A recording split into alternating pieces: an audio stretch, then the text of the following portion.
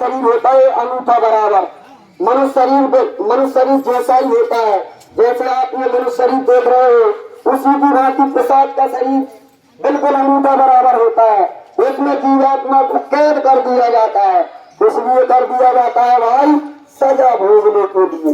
आप बस एक एक नरक में एक एक कल्प तक डाला जाता है। और एक कल्प कितने का होता है? महाराज जी ने बताया 4 युग होते हैं, सतयुग, त्रेता, द्वापर, कलयुग।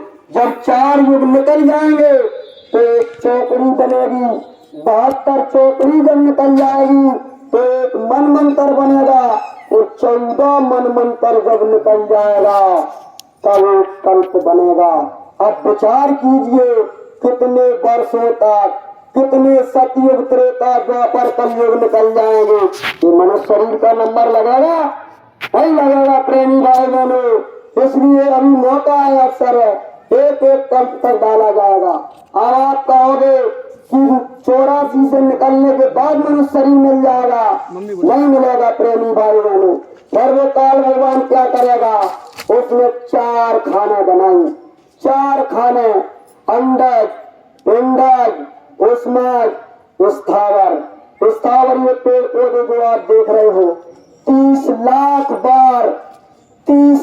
बार आपको पेड़ की योनि में जाना पड़ेगा, और 27 लाख बार आपको उष्मज योनि में जाना पड़ेगा। है प्रेमी भाई बहनों, 4 लाख बार आपको जो है पिंड योनि में जाना पड़ेगा। और फिर अंडे की योनि बताई गई, उसमें जो है 10 बार जो है उसमें डाल दिया, यानी 10 लाख बार उसमें जाना पड़ेगा। तो विचार कीजिए कुल मिला करके, सब मिला करके 84 लाख बार आपको जन्म न मरना पड़ेगा। अब विचार कीजिए, एक पेड़ खड़ा हुआ है, उसकी कितनी उम्र है बताइए, कितने वर्षों तक ये पेड़ खड़े रहते हैं। अब उसी पे से वर्षा निकल रही, उसी पे से जो है सर्दी निकल रही, उसी पे से गर्मी निकल रही, लेकिन प्रेमी वो बोल नहीं पा रहा, वो कह नहीं पा रहा कि मुझको तकलीफ हो रही है, मुझको जो है पीड़ा हो रही है। प्रेमी भाई बहनों खड़ा हुआ है। आप विचार कीजिए, आप भी कभी पेड़ रहे होंगे, और वो भी कभी मनुष्य शरीर में रहा होगा, वो भी कभी मनुष्य शरीर में रहा होगा। उससे कहा होगा महात्माओं ने, कहा होगा कि भजन कर लो, संतों की शरण में चले जाओ, तो वो पेड़ ने क्या जवाब दिया कि मेरे पास सब यानी कि फुर्सत नहीं है, मेरे पास टाइम नहीं है। जैसे आपसे कहा जाता है कि सेवा के लिए समय निकाल लीजिए, सत्संग के लिए समय निकाल लीजिए, और महाराज जी के लिए वहाँ पर उज्जैन में कार्यक्रम होते हैं, वहाँ जाने के लिए समय निकाल लीजिए, तो आप कहते हो फुर्सत नहीं है, समय नहीं है। तो उसी प्रकार से वो भी कहता रहा होगा। आप जाकर उससे पूछो पेड़ से कि आपके पास समय है, तो वो क्या जवाब देगा कि समय नहीं कट रहा, समय नहीं कट रहा, खड़ा हुआ है।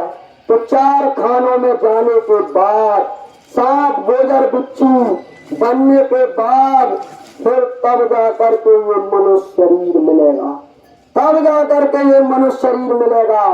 फिर भी आप कहोगे ऐसे मिल जाएगा, आखिरी में गाय की योनि मिलेगी। गाय की योनि के पश्चात जो गाय होगी वो जो है उसको स्त्री का शरीर मिलेगा, जो बैल होगा उसको जो है पुरुष का शरीर मिलेगा।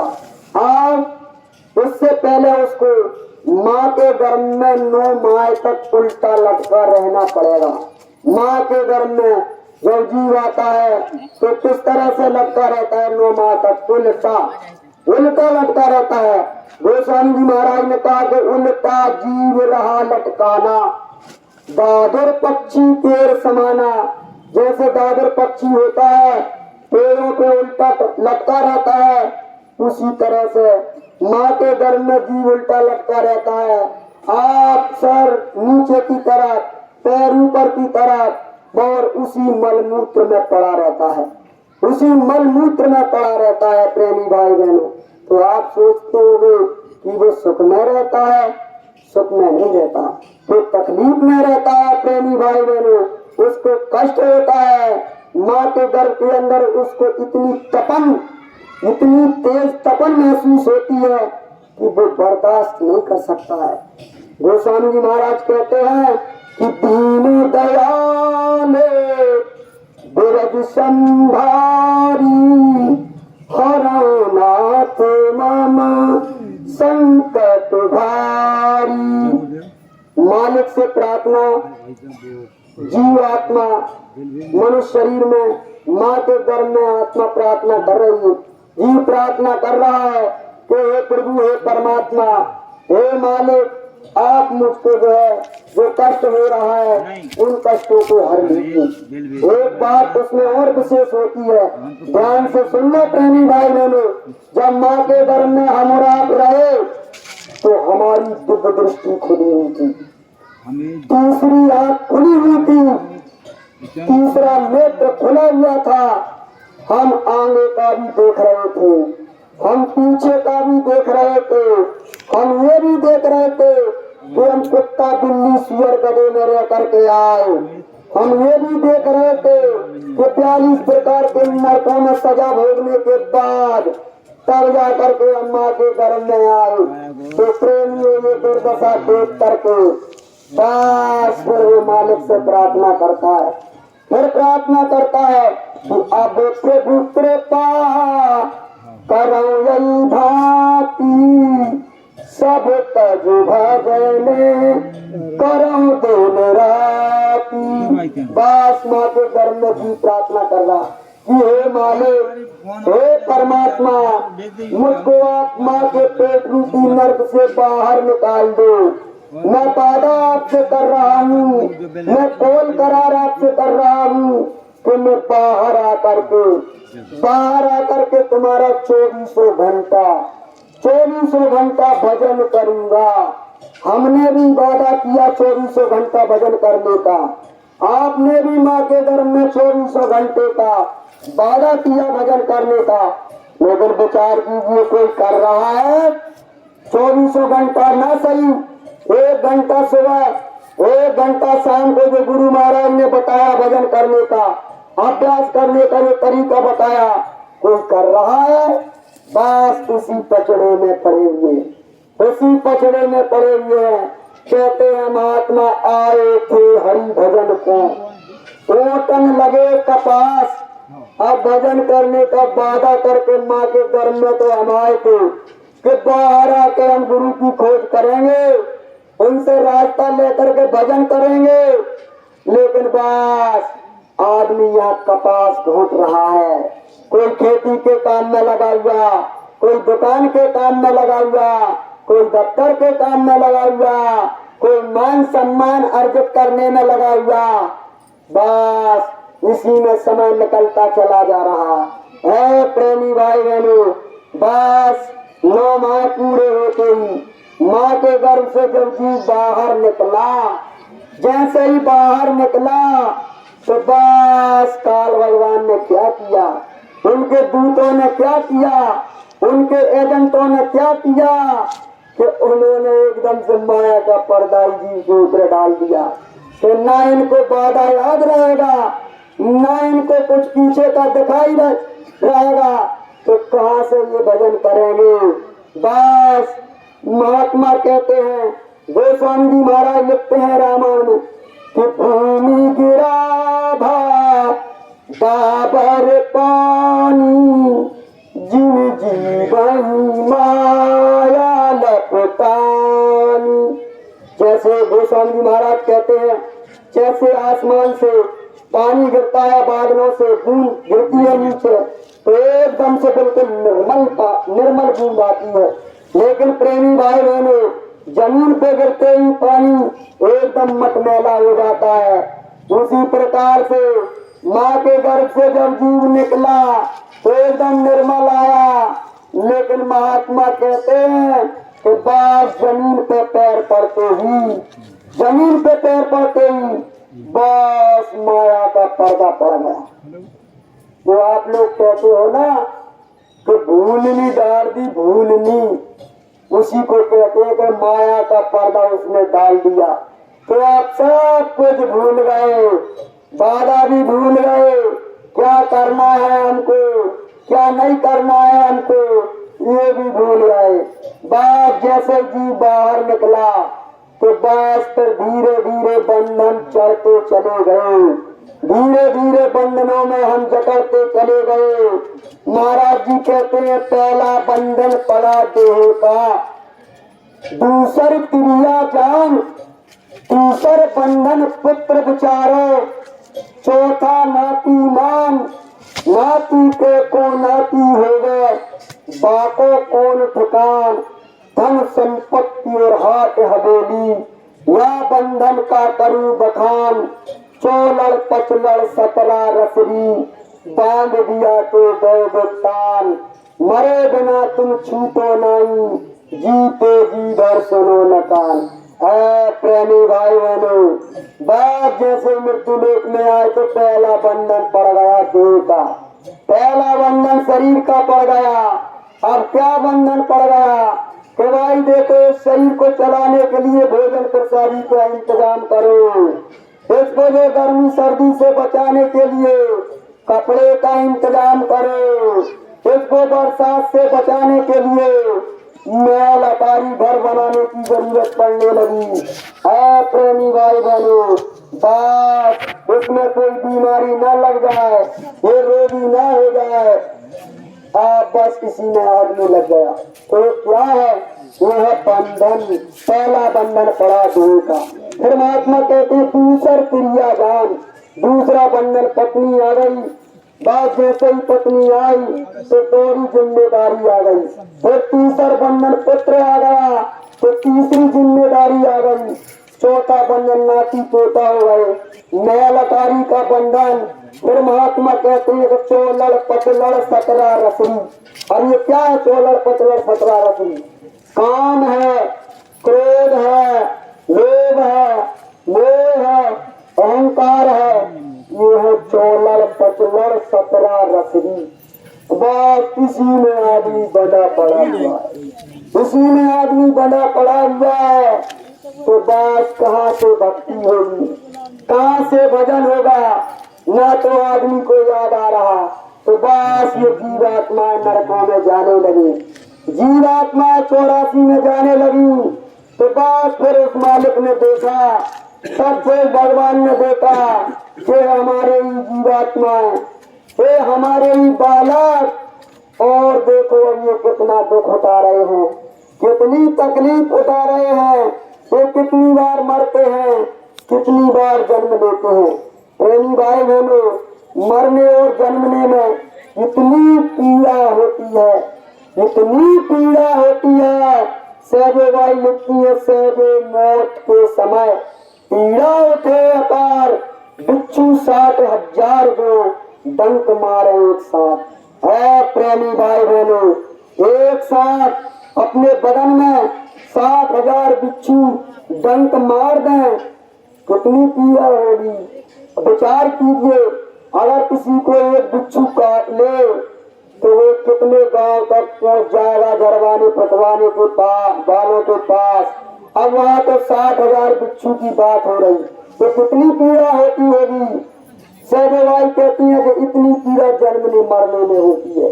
गोस्वामी जी महाराज कहते हैं जन्मत मरत विषय दुख होई, जन्म सहस्त्र पाओ पुन सोई। जन्मने मरने में बहुत पीड़ा होती है प्रेमी भाई बहनों। बात सत्र भगवान ने हमको इस तरह से तकलीफ में देखा, बीमारी में देखा, दुख में देखा, तो फिर महात्मा लिखते हैं कि भाई देखो दुख में देखा तुमको जबही। घट रामायण में गोस्वामी महाराज लिखते हैं कि दुख में देखा तुमको जबही, और दया उठी हम आए तबही। है प्रेमी भाई बहनों, हमको तकलीफ में देखा सतपुरुष भगवान ने, तो बस फिर संतों का रूप रख करके और हमारे बीच में मनुष्य शरीर लेकर के संत महात्मा आए हमको निकालने के लिए। तो प्रेमी भाई बहनों, बस फिर उन्होंने एकदम से सीधा सरल रास्ता महात्माओं ने निकाला। आज से 750 वर्ष पहले सबसे पहले कबीर साहब आए, तो उन्होंने एकदम बिल्कुल सीधा सरल रास्ता निकाल दिया। तो भाई देखो, और जो पिछली साधना बताई गई है, त्रेता युग की साधना, द्वापर युग की साधना, वो नहीं चलेगी। और कलयुग में तो भाई नाम की साधना से जीवों का कल्याण होगा। महात्माओं ने नाम का जहाज लगा दिया कि आओ और आप नाम के जहाज पर सवार हो जाओ और सवार होकर के जीवात्मा को आप मुक्ति दिला दो, मोक्ष दिला दो। तो नाम का जहाज महात्माओं ने लगाया, नाम की भक्ति बताई। गोस्वामी जी महाराज लिखते हैं कि कलयुग केवल नाम आधारा, सुमिर सुमिर नर उतरहि पारा। कलयुग योग यज्ञ नहीं दाना, एक आधार नाम गुण गाना। तो कलयुग में महात्मा ने किसका जहाज लगाया, किसकी भक्ति बताई? नाम की भक्ति। नाम से जीवों का कल्याण होगा, नाम से बेड़ा पार होगा। तो प्रेमी भाई बहनों, नाम कहाँ मिलेगा? नाम कहाँ मिलेगा? तो गोस्वामी जी महाराज ने फिर रामायण में कहा कि नाम रासन तने आधीना, संत बिना कोई नाम न चीना। तो नाम कौन के पास मिलेगा भाई? नाम तो संतों के पास मिलेगा। अब आप कहोगे भाई संतों के पास नाम मिलेगा, तो अब संतों की पहचान कैसे करें? कौन के पास जाएं, कहाँ जाएं, कौन से नाम लें? क्योंकि अब मृत्यु लोक में तो काल भगवान ने 12 पंथ चला दिए। अब कैसे पहचान कर लें हम कि कौन सा पंथ सही है, कौन सा गलत है? तो प्रेमी भाई बहनों, तो पूरी पहचान महात्माओं ने बता दी, पूरी महात्माओं ने लिख दिया। तो देखो प्रेमी भाई बहनों, दुनिया में 7 प्रकार के गुरु होते हैं, 7 तरह के गुरु होते हैं। तो 7 तरह के गुरु कौन कौन बताए महात्माओं ने? तो कहा महात्माओं ने कि पहले गुरु पितु और माता, जो है रक्त बीज के दाता। अब भाई देखो, पहले गुरु तो होते हैं माता और पिता। माता और पिता किसके गुरु हैं? इस शरीर के गुरु, आत्मा के गुरु नहीं है। प्रेमी भाई बहनों, अगर किसी को शंका हो जाए, लोग कहने लगते हैं ना कि माता पिता की सेवा करोगे तो भाई सागर से पार चले जाओगे। माता पिता की सेवा तो करना चाहिए, ये तो हमारा धर्म है, क्योंकि माता पिता की वजह से हम इस दुनिया में आए हैं। हम माता पिता की कितनी भी सेवा कर लें, लेकिन उनका ऋण उतार नहीं सकते हैं। लेकिन अगर आप सोचो कि उनसे मुक्ति मिल जाएगी, मोक्ष मिल जाएगा, भाई ये तो वो तो माता पिता हमारे शरीर के गुरु हैं, शरीर के गुरु हैं। तो पहले गुरु कौन है? माँ और पिता। प्रेमी भाई बहनों, माता पिता की सब लोगों को सेवा करना चाहिए। आजकल क्या हो रहा है कि लोग जो है माता पिता को अपने घर से निकाल दे रहे हैं, वृद्धाश्रमों में छोड़ आ रहे हैं। अरे विचार कीजिए प्रेमियों, जब हम बच्चे थे, जब हम छोटे थे, जब हमको जरूरत थी, तो उन्हीं माता पिताओं ने हमको सूखे में सुलाया और खुद माँ गीले में सोई। अब विचार कीजिए प्रेमियों, विचार कीजिए, आप समझिए, हम उनकी सेवा कर पा रहे, हम उनका ऋण उतार पा रहे?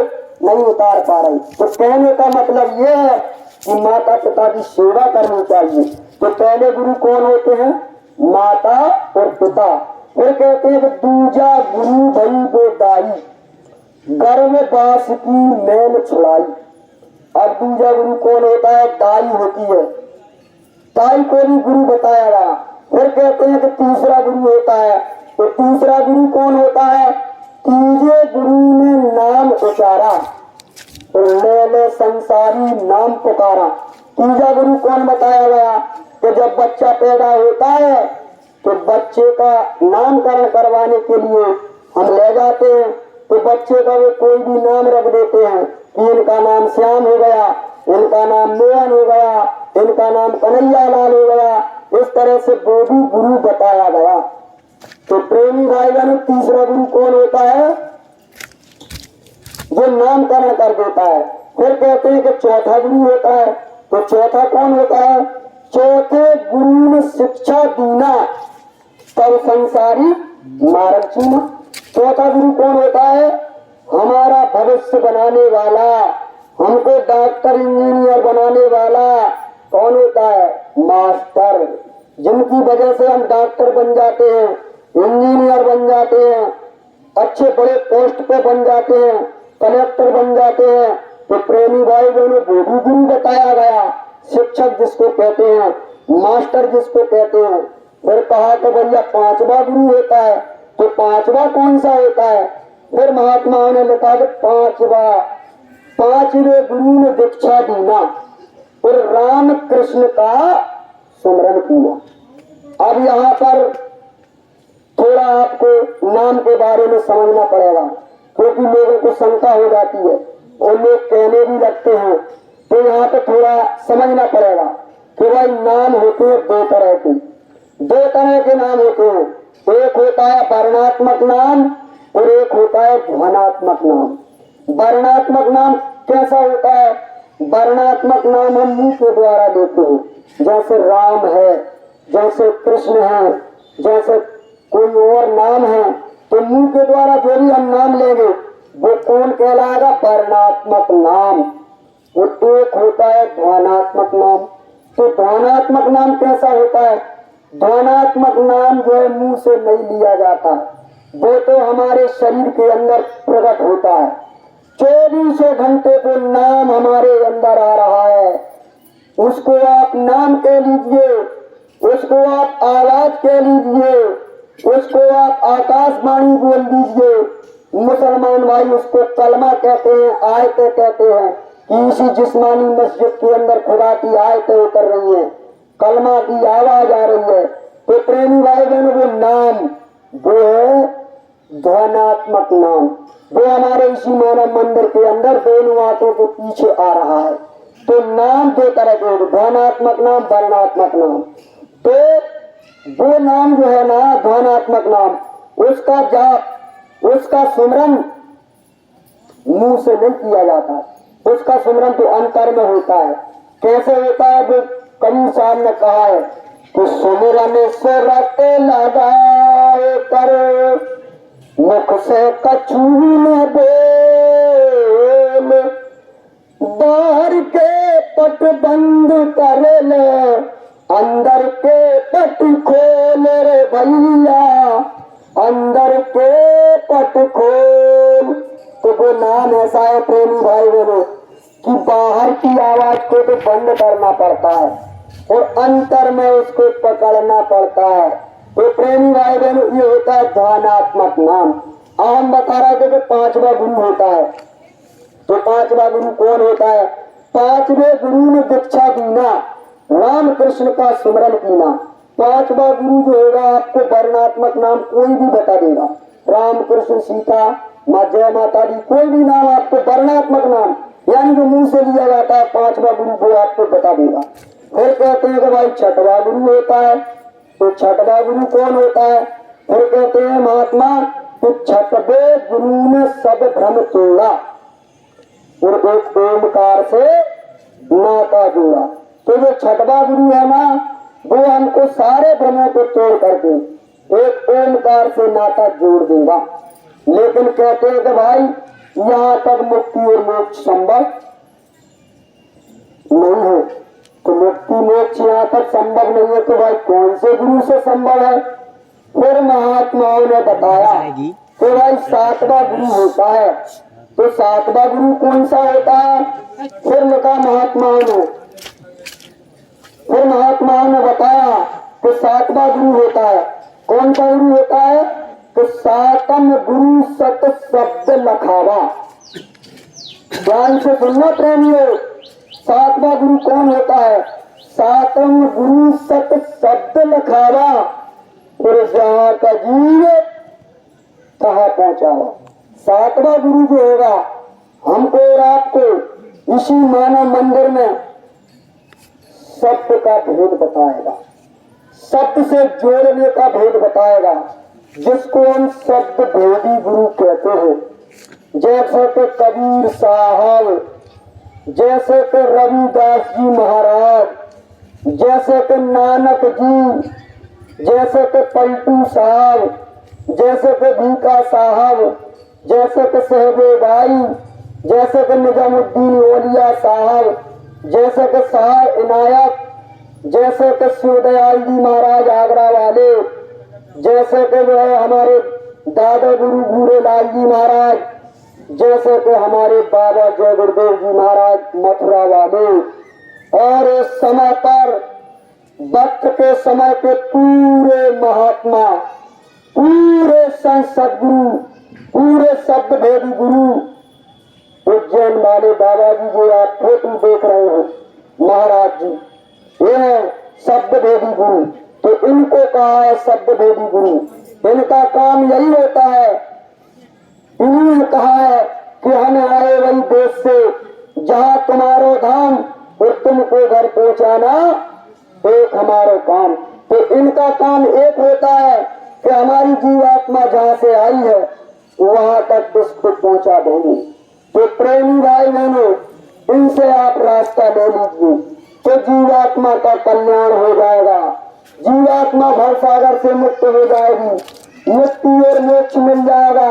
नहीं तो प्रेमी भाई बहनों, मनुष्य शरीर के रहते रहते अगर हम गुरु की खोज नहीं कर पाए, अगर हम नाम दान नहीं ले पाए, और जिन्होंने नाम दान ले लिया, नाम दान लेकर के भजन नहीं कर पाए, तो प्रेमी भाई बहनों फिर मुक्ति नहीं मिलेगी, मोक्ष नहीं मिलेगा।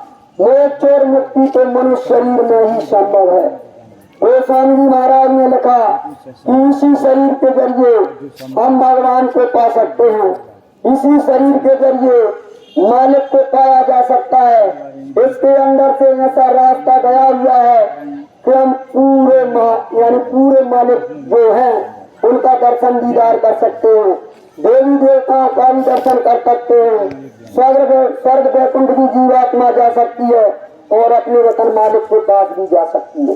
गोस्वामी महाराज ने कहा कि साधन धाम मोक्ष कर द्वारा, साधन धाम मोक्ष कर द्वारा, पाइए न जय पर लोक सवारा, से परंत दुख पावई, सिर धुन धुन पछताए, कालई कर्मई ईश्वरई, मिथ्या दोष लगाए। विचार कीजिए, गोस्वामी महाराज लिख रहे हैं कि साधन धाम मोक्ष कर द्वारा, यानी कि ये जो शरीर है ये साधना का घर है, ये पूजा का मंदिर है। तो प्रेमियों, पूजा के मंदिर में पूजा होती है, उसमें गंदगी नहीं डाली जाती, उसमें मांस मुर्गा नहीं भरा जाता। विचार कीजिए, जैसे आपकी ये कॉलोनी है, जैसे आपका ये शहर है, तो इस शहर में मंदिर जगह जगह बने हैं, जगह जगह मंदिर बने हुए हैं। तो वो मंदिर किसने बनाए? वो मंदिर हमने और आपने बनाए, वो मंदिर इंसान ने बनाए, वो मंदिर आदमी ने बनाए। लेकिन प्रेमी भाई बहनों, अगर किसी वैज्ञानिक से कहो, किसी ज्योतिषी से कहो, किसी हकीम से कहो कि मानव मंदिर बना के दे दो, तो 5 महीने में मानव मंदिर बना के कोई दे सकता है? कोई वैज्ञानिक हकीम 5 महीने के अंदर मनुष्य शरीर बना करके दे सकता है? नहीं दे सकता। उसके लिए तो 9 माह का समय लगेगा। तो प्रेमी भाई बहनों, ये मानव मंदिर ये परमात्मा ने बनाया, ये मालिक ने बनाया, तो ये है सबसे बड़ा। आप विचार कीजिए, हमारे गांव में मंदिर बना, आपके गांव में मंदिर बना, तो इसमें जो भी देवी देवता की मूर्ति रखी हुई है, हम सुबह शाम पूजा पाठ करते हैं, आरती गाते हैं। अब विचार कीजिए, अगर वहां पर कोई गंदगी डाल दे या मांस के टुकड़े डाल दे, तो कोई वहां पे पूजा करेगा? कोई वहां पे आरती करेगा? कोई नहीं करेगा। तो विचार कीजिए प्रेमी भाई बहनों, ये तो भगवान का बना मंदिर है, वो तो भगवान का बना मंदिर है। तो इसमें हमने मांस भी डाल लिया, इसमें हमने बकरा मुर्गा भैंसा भी पटक लिया, बाद इससे चोरी भी करने लग गए, इस करने लग गए। तो प्रेमी भाई बहनों, ये शरीर कर लिया हमने गंदा। अब गंदे शरीर से हम कितनी भी उपासना कर लें, कितना भी पूजा पाठ कर लें, वो मालिक कबूल नहीं करेगा। तो महात्मा कहते हैं पहले अपनी मंदिर की सफाई करो, पहले अपने जो मंदिर को साफ रखो, ऐसी संगत करो, ऐसे लोगों का संग करो जिससे कि प्रेमी भाई बहनों हमारे अंदर सुधार आ जाए, सुधार आ जाए। संग का असर बहुत बड़ा होता है। कैसे होता है प्रेमी भाई बहनों? देखिए, जो मांस खाने वाले होते हैं, अगर कोई आदमी ने मांस खाने वाले का संग किया तो वो भी मांस खाना सीख जाएगा। शराब पीने वाले होते हैं, तो जो आदमी शराब नहीं पीता और शराब पीने वाले का संग कर ले तो बस एक ना एक दिन जो है उसको पिलाई देगा। बोलेगा कि भाई देखो पीने एक दांतन है, अरे भाई देखो तुमको ठंड जुकाम है, सर्दी हो रही है, एक ढक्कन पी लो दवाई के तौर पे, कछु नहीं हो। बस वो एक ढक्कन पिला देगा, बस फिर धीरे धीरे पिलाएगा पौया, और फिर धीरे धीरे वो खुदला के दो पौया पिलाएगा। और फिर तो प्रेमी भाई बहनों आपके पैसे से तुम भी पियोगे और आपके ही पैसे से वो पिएगा। तो बस ये होता है संग का असर, ये होता है संगत का असर। प्रेमी भाई बहनों, गुरु महाराज ने दृष्टांत सुनाया कि एक आदमी जो है एक तोता लेकर के आया पालने के लिए। तोता आपने देखा होगा, लोगों के घर में पिंजरा में बंद रहता है, तो पालते हैं कौन सौ कौन। तो वो आदमी तोता लेकर के आया और तोते को जो है उसने जो है पिंजरे में बंद कर दिया। अब उसी में उसका भोजन, उसी में उसका पानी, उसी में रखा रहता। अब देखो तोता कहाँ का रहने वाला था। ध्यान से सुनना प्रेमी भाई बहन, बहुत बड़ी सीख है। तोता कहाँ का रहने वाला था? तोता जो है एक महात्मा जी के यहाँ आश्रम में रहता था, महात्मा जी के आश्रम पर निवास करता था। तो महात्माओं के दरबार में तो भाई अच्छी चीज सिखाई जाती है, गलत तो सिखाई नहीं जाती है। तो बस वहां तो यही सिखाया जाता है तो भाई ब्रह्म मुहूर्त में उठ जाओ, और ब्रह्म मुहूर्त में उठ गए एकदम से बिल्कुल टट्टी मैदान होकर के एकदम से हुए अपने हाथ मुंह धो करके और ध्यान भजन पर बैठ जाओ। और भाई ध्यान भजन से उठ करके थोड़ा नाश्ता पानी करके और जो है सेवा में लग जाओ। यही आश्रम पे सिखाया जाता है। तो तोता ने सब सीख रखा था। अब बस तोता उठे सुबह ब्रह्म मुहूर्त में 4 बजे। तोता एकदम पढ़ा लिखा था, वो बोल लेता था सब कुछ। बस एकदम सुबह 4 बजे उठे। वो 4 बजे उठ करके कहने लगे, अरे भाई उठो उठो उठो, 4 बज गया, 4 बज गया, उठो उठो भाई, ब्रह्म मुहूर्त का समय हो गया, उठो भजन करो भजन करो। अब वो तो संसारी थे, वो क्या भजन करेंगे, वो क्या जाने। लेकिन कहने लगे कि भाई वो तोता बड़ा तंग करता है, बताओ हमको 4 बजे उठा देता है। अब कहता है ध्यान भजन करो, आप भाई सेवा करो, आप ऐसा अच्छा काम करो, सब बोल लेता था, सब कुछ कहता था। अब एक दिन क्या हुआ कि धोखे से पिंजरा खुल गया। अब धोखे से पिंजरा खुला तो तोता उड़ करके भाग गया। और उसने कहा कि यार तोता भाग गया, अब क्या किया जाए। तो फिर वो गया बाजार, बाजार से फिर वो दूसरा तोता खरीद के लेके आया। उसी पिंजरे में उस तोते को बंद कर दिया। अब वो जो तोता था वो एक कसाई के यहाँ पला हुआ था, वो तोता। अब वो सुबह देखता तो क्या देखता, गाली गलौज, लड़ाई झगड़ा, बस ये